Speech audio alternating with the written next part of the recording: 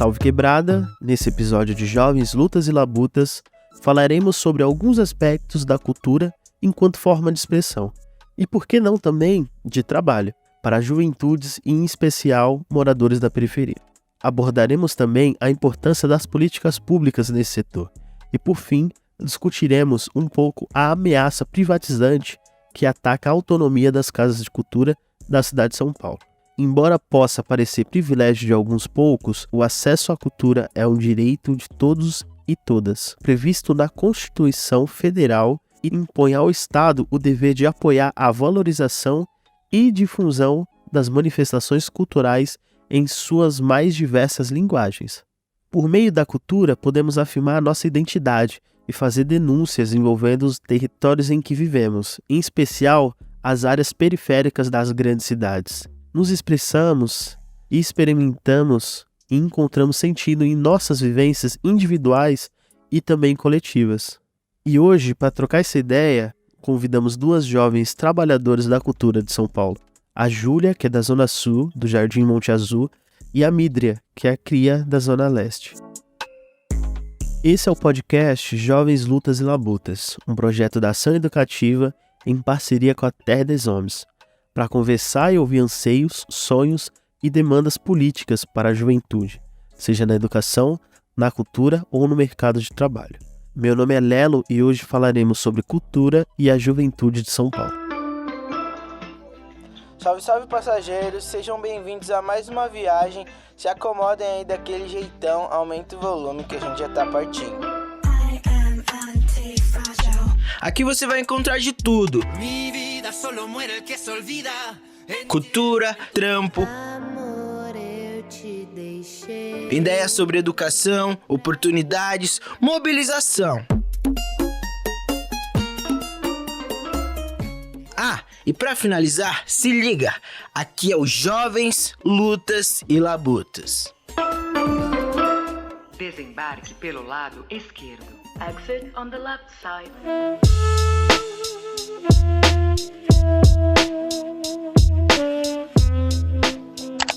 Preta Galáctica. Eu queria que toda menina negra tivesse desde pequeno um telescópio para mirar no céu estrelado e perceber a longeza onde seus sonhos podem alcançar. Nos ensinam a mirar na lua, para que mesmo que erremos, caiamos entre as estrelas, mas tantas vezes nosso universo pessoal em expansão se choca com os limites de uma dimensão terrena na qual parecemos OVNIs, ovelhas voadoras negras irredutíveis, alienígenas com tecnologias desenvolvidas demais para a nossa era. Esse é um trecho da poesia Preta Galáctica, da Mídria. Ela é escritora, ela participa de slam e é cientista social. Atua dentro e fora da universidade com poesia, juventude e com outras formas de escrita. Conversando com a Mídria, perguntamos qual que é a importância de dialogar com a juventude sobre as possibilidades que envolvem a cultura em suas vidas, principalmente para a juventude, que está prestes a terminar o ensino médio.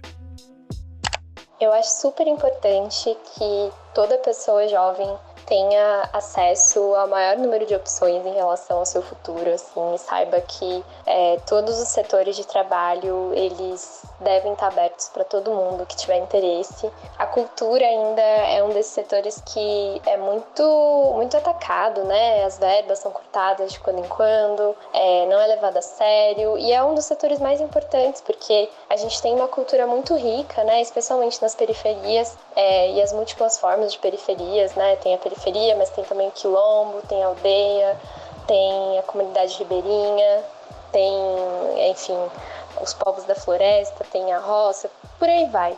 E em todos esses espaços eu acho que a gente ainda não explora de maneira plena a capacidade inventiva que esses espaços têm, né? E aí o jovem, a pessoa jovem que tem ferramentas para preservar e para apoiar a sua cultura, ela tem uma possibilidade de contribuir muito, né, com o futuro, não só o seu futuro pessoal, mas o futuro de todo mundo ali, de todo o seu território. Então acho que é super importante. E existem hoje, né, programas como o Jovem Monitor Cultural, o PIA, que atuam nessa direção, e precisam existir muitos e muitos mais, né? Para além disso, como que a cultura das juventudes tem se manifestado na atual conjuntura social e econômica do nosso país? principalmente nas grandes periferias das cidades brasileiras?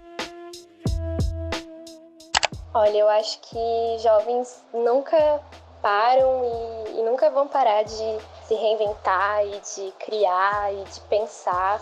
Então, mais do que nunca, assim, acompanhando uma das cenas que eu tô mais próxima, que é a dos slams, tem muito slam novo surgindo, tem muita galera jovem colando nos slams, slam interescolar, por exemplo, é um ótimo lugar, assim, para perceber como os jovens só precisam de espaço, né? Só precisam de aquele primeiro pontapé ali que estimule. Acho que dá para ver isso também nas batalhas de rima, que tem ganhado cada vez mais espaço. Eu estou mais próxima desse espaço da literatura, que é onde eu vejo mais força, assim, de modo aproximado. Mas acho que, no geral, assim, todas as linguagens, as juventudes estão se jogando, estão propondo, estão pensando. A gente tem grandes exemplos, assim, né, de, por exemplo, no teatro, aberturas para jovens se desenvolverem, se colocarem e ganharem o mundo aí, por exemplo, a Coletiva Ocupação, que é de teatro e que foi fundada a partir da reunião de estudantes secundaristas de luta, né, que ocuparam as escolas ali em 2015, 2016, que já viajou para vários países. A gente também pode pensar um processo que estava aberto, né, no Sesc Pinheiros ultimamente, onde jovens receberam uma formação em várias linguagens e cultura amazônica e depois desenvolveram espetáculos. A gente pode pensar em todos esses processos que estão em curso de realmente ouvir a juventude, de dar possibilidades para que essa juventude se forme. E, além disso, lógico, a juventude, mesmo sem formação formal, né, tá ali propondo, tá criando seus espaços, tá ali imaginando outros sonhos, outras possibilidades. A gente também quer saber por que muitas e muitos jovens têm dificuldade de pensar sua atuação profissional na área da cultura. Pensando nisso, a cultura ainda sofre bastante preconceito quando é pensado como forma de trabalho e sustento familiar. Como que a gente pode mudar essa visão? Olha, eu acho que existe um estigma, né, em relação à cultura. Acho que uma coisa importante também é a gente diferenciar produzir, né, ser produtora, produtor e cultural, de ser artista, que são duas coisas diferentes. E muitas vezes entrelaçadas, mas diferentes, né? Você produzir culturalmente é uma coisa, você criar produtos que vão ser veiculados através da cultura é outra. Mas nos dois campos eu acho que ainda perdura assim esse estigma, né, de você é artista, então se você é artista, você tá num caminho meio solto, né, tem toda aquela coisa da família, julgar, ai meu Deus, o que vai ser do seu futuro? E isso não é baseado em nada, né, a gente sabe que de maneira geral, o acesso a uma posição de relevância nesse campo de trabalho ainda é muito ínfimo e muito restrito a algumas pessoas. Se a gente for pensar, por exemplo, em alguém que deseja ser artista, deseja ser uma atriz, ator, atriz, e aí essa pessoa vai, começa ali o seu processo formativo, etc. Tem um vasto campo dentro do teatro que ela pode atuar, mas se ela quiser, por exemplo, trabalhar na TV, a gente vai ver as novelas, são sempre as mesmas pessoas atuando, quando todos os anos a gente tem mais gente se formando no teatro e querendo atuar. Então, é um mercado ainda muito fechado em si mesmo. Se a gente vai pensar isso no âmbito da arte mais tradicional ainda, né, da cultura dita erudita, do que vai para os museus, pior ainda, né? A gente tem um nicho ainda menor. Então, eu acredito que de maneira geral ainda exista, sim, um estigma, que é aquele medo e vai morrer de fome, né? Não vai ter como pagar as contas, e que, através de política pública, de incentivo,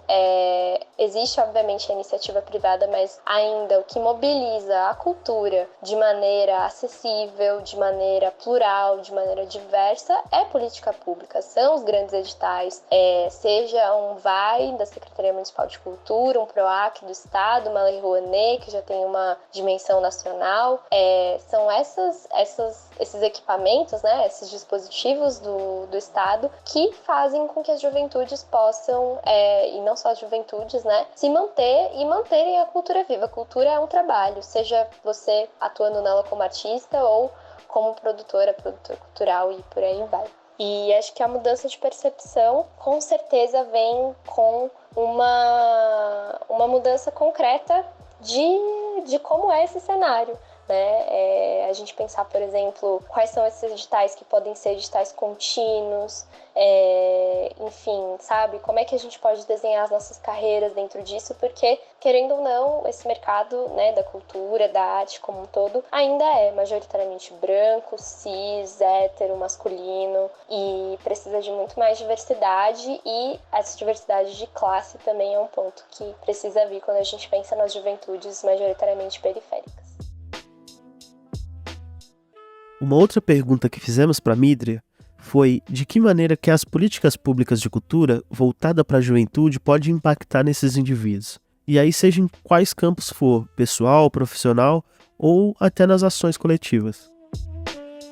Eu acho que as políticas públicas de cultura, quando elas se voltam para as juventudes, elas têm um impacto a longo prazo, assim, né? Na vida dessa pessoa jovem, na vida da família dessa pessoa, na vida de toda a comunidade. Então, citando o meu exemplo mesmo, né? Eu fui jovem monitora cultural ali com 19 anos e essa experiência foi essencial para que eu tivesse liberdade financeira, para que eu conseguisse me manter fora de casa, para que eu conhecesse mais da cultura da cidade, os espaços da cidade, transitasse mais por ela, com as formações que aconteciam no centro e em outras regiões. Então, a gente está falando de, né, querendo ou não, hoje em dia, uma cultura tem ali políticas públicas para sua promoção em relação com as juventudes, é uma cultura que, por consequência, vai propiciar direitos, né? O direito à cultura também cria um caminho para que você acesse o direito à cidade, né? Sem direito à cidade você não acessa a cultura de maneira plena, você vai ampliar o seu direito à educação, você vai ter outros sonhos, né?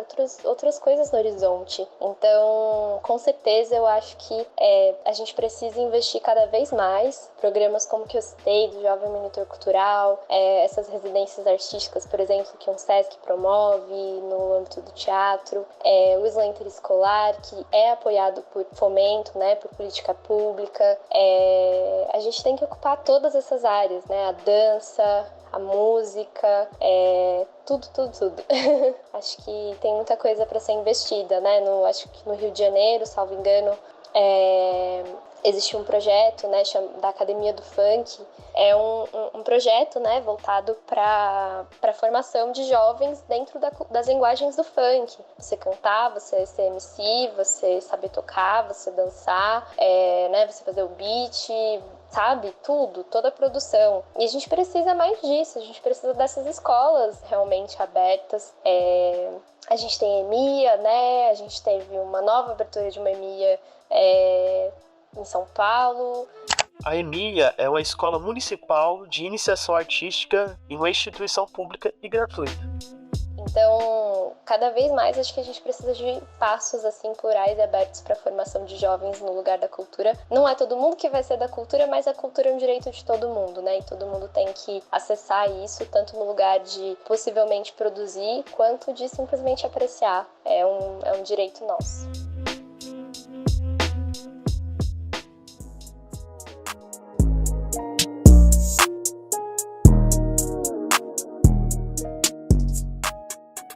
Na cidade de São Paulo, há diferentes políticas públicas de cultura. Política pública é uma concepção institucional para solucionar alguns problemas públicos que afetam uma coletividade ou um grupo específico. E aí, nesse caso, é direcionada para as juventudes da cidade. E uma delas é o Projeto Guri, que é um programa do governo do estado de São Paulo, que oferece cursos de músicas gratuitos para crianças e jovens de 6 a 18 anos. A gente também tem o programa Vai, a valorização a iniciativas culturais, que é o edital da Prefeitura de São Paulo, que oferece recursos para iniciativas de jovens da periferia para realizar projetos culturais em seus bairros. Além disso, a gente tem o programa Jovem Monitor Cultural, focado na formação e no desenvolvimento da experiência profissional sobre a gestão cultural para jovens, que é de 18 a 29 anos. Todo ano é lançado um edital para que a juventude possa atuar nos departamentos culturais, bibliotecas, casa de cultura, museus, centros culturais e vários outros. Uma outra política pública é o Programa Vocacional, que é um programa de fomento à iniciação e formação artística de jovens e adultos em diferentes linguagens, como a música, o teatro, as artes visuais, a literatura, circo e até mesmo o audiovisual. As formações elas acontecem em diferentes espaços culturais públicos, como biblioteca, centro de cultura ou casas de cultura. Eu não vou negar, eu vou declamar, eu vou por ti clamar. Liberdade vai cantar. Quando toda preta percebeu o potencial revolucionário que leva em todo o retalho de si mesma, em cada pedaço da sua poeira cósmica carregada de melanina. Já diria Davis, quando as mulheres negras se movem, toda a estrutura política e social se movimenta na sociedade.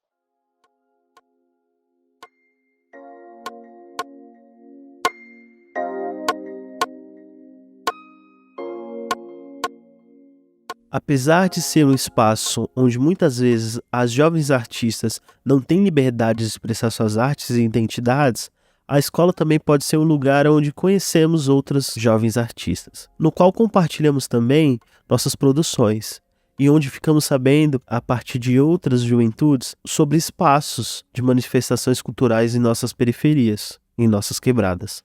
É comum ver muitos jovens em sala de aula falarem sobre seus talentos como a música, a escrita, desenhos e várias outras formas de arte. Essas habilidades costumam ser encaradas como hobby e raramente são pensadas como caminho profissional. A gente perguntou para a Júlia por que isso acontece, se existe uma pressão para seguir em outros caminhos, por exemplo, faculdade, emprego em escritório, administrativo e várias outras coisas desse gênero. Então, família, na verdade, eu acho que tem muito a ver com o estímulo que a escola oferece. Porque geralmente a escola não oferece esse estímulo à arte, sabe? A Júlia, ela tem 18 anos, ela é MC, rapper, poetisa, ela é estudante e integra também o coletivo Mentalize MA e vive no Jardim Monte Azul, no extremo sul de São Paulo, aqui perto. Eles seguem muito um padrão disciplinar que acaba não incluindo a arte de diferentes áreas, porque quando falamos de artes, falamos de muitas coisas, tipo, muitas áreas. Então não há estímulo da escola e principalmente a valorização.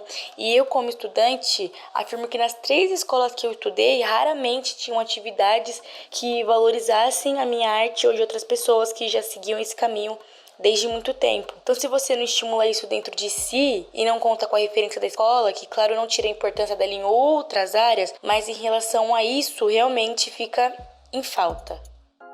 Perguntamos para a Júlia se a sua escola realiza atividades de incentivo da expressão artística e criativa, possibilitando que os estudantes desenvolvam algumas atividades culturais. E assim, raramente realizam. E quando realizam, o resultado é o esperado, com poucos alunos e às vezes por vergonha ou por não sentir a valorização que se deve. E isso às vezes vem da escola, vem dos professores, porque voltando à questão do estímulo, né, e da valorização. E na minha opinião, não faz parte do currículo escolar, o que é triste porque deveria fazer, porque temos muitos alunos com talentos que acabam sendo desperdiçados e poderíamos usar isso, tipo, como uma nota para entrar em uma faculdade ou algo do tipo, sabe? E acaba sendo desperdiçado. Então não faz parte, mesmo tendo a matéria com o nome artes, né? Nós estudantes sabemos que não aprendemos, tipo, não é a mesma coisa que a gente exerce a nossa arte mesmo. A gente perguntou para a Júlia também quais foram as referências que a Júlia teve na escola, na quebrada, no seu bairro, para que ela conseguisse e entendesse essa atuação com cultura. Então, por mais que eu fui começar a mostrar mesmo que eu era artista, tipo, mesmo que não fosse valorizado na escola, eu mostrar sem medo e estimular as outras pessoas que elas mostrem e tals, do ano passado pra frente, porque sempre que eu fui estimulada mesmo com vontade, ou sempre que eu achei referências e motivos pra seguir com a minha arte, foi assim, nas ruas e tudo mais. Mas como foi do ano passado pra frente, né, pra esse ano que acabou de começar, tem uma referência que, assim, ensinar já é uma arte. Então, consideramos que todos os professores sejam alunos, sejam artistas. E também alunos, né? E assim, tem um professor que me marcou muito, que é o professor Henrique. Salve, professor Henrique, GG de Juju. Ele vai saber que eu tô falando dele. Que ele vem da onde eu vim, tá ligado? Ele sabe das lutas que eu tenho e eu sei das lutas que ele tem. E por mais que a gente às vezes não tenha as mesmas lutas nas mesmas horas, um correria só de olhar no outro e reconhece o outro. Então, ele sempre veio e falou, segue, mano, você é zica, você é top e tal, vai nesse corre, porque se você não for, ninguém vai. E, ele foi muito importante pra mim, principalmente nessa etapa desse final do ano passado, que foi um momento difícil na escola pra mim. Ele tava lá e falou, tô aqui, apesar de qualquer coisa eu tô aqui. Me ensinou várias paradas e é isso, foi minha referência. Professor que me marcou muito, um sábio professor. E nas ruas, mano, sempre tem muita rap. Mas assim, começando pelo meu coletivo, que, são artistas incríveis, todos inteligentes, potentes. Estamos juntos aí pro mesmo propósito, fazer o bem pra quebrada, trazer o conhecimento, a informação pra quebrada, entendeu? Então, estão todos referências pra mim. Salve coletivo Mentalize MA, quem tá é nós. E na minha quebrada tem muita artista, mano. Muita artista, tem aí o Mano 2D, Vinox, Maniô, entendeu? Ali no território Jardim São Luís já tem quem? Dino Beat, um salve monstro, Doiá, que o quê? A Doiá é mina, tá ligado, mano? Então ele é minha ref porque só nós, minas, sabemos como é que é esse corre de ser uma mina no hip hop, entendeu? Porque não é fácil. E muitas outras referências, não vou conseguir citar o nome de todo mundo, mas quem é minha ref sabe, quem tá comigo sabe. E o quê? Não dá pra deixar de falar as refs, mano, Tashi Trace, Racionais, Negrali, Dexter, todos por caminhos diferentes, mas pelo mesmo motivo. Então é isso, mano. E eu espero que um dia eu me torne referência de muitos também e referência das minhas referências.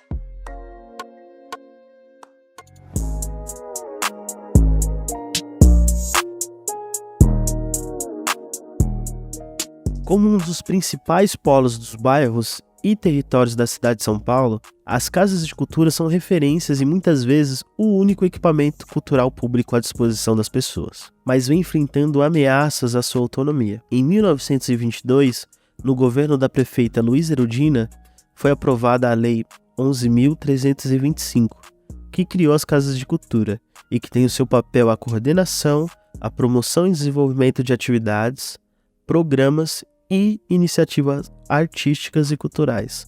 A iniciativa foi pensada a partir de uma perspectiva plural, participativa e democrática. A maior parte desses espaços de cultura estão localizados em territórios com pouco ou nenhum equipamento cultural, sendo por vezes uma das poucas opções formais e ofertadas pelo município daquela comunidade para produzir e usufruir de experiências artísticas. Atualmente ocorre um embate entre a Secretaria Municipal de Cultura e movimentos culturais que lutam para barrar a privatização na gestão desses espaços. O argumento é de que faltam servidores, o que poderia ser resolvido com a realização de concurso público. A maior parte da classe artística condena a privatização pelo perigo da ingerência de atores privados na definição e execução das políticas públicas. Além disso, todo esse processo vem ocorrendo sem o necessário debate com os movimentos sociais de cultura e a população em geral. Se você ficou curioso e interessado por abordar mais desse assunto, você pode encontrar maiores informações pelo Instagram @SOS Casas de Cultura, onde é compartilhado informações sobre essa privatização e os malefícios dela. O projeto Tô no Rumo, em parceria com outras instituições que são comprometidas com a educação de qualidade e juventude, tem elaborado diversos apoios a respeito da cultura e trabalho, como o caderno Tô no Rumo Cultura, um documento com diferentes materiais direcionados à juventude e à cultura como um caminho profissional. E para você ver um pouco mais dessa ação, acesse o nosso site www.tonorumo.org.br e lá você vai conferir esse material. Esse foi mais um episódio dos Jovens Lutas e Labutas e a gente se vê, ou melhor, a gente se ouve no próximo episódio. Um abraço e até em breve.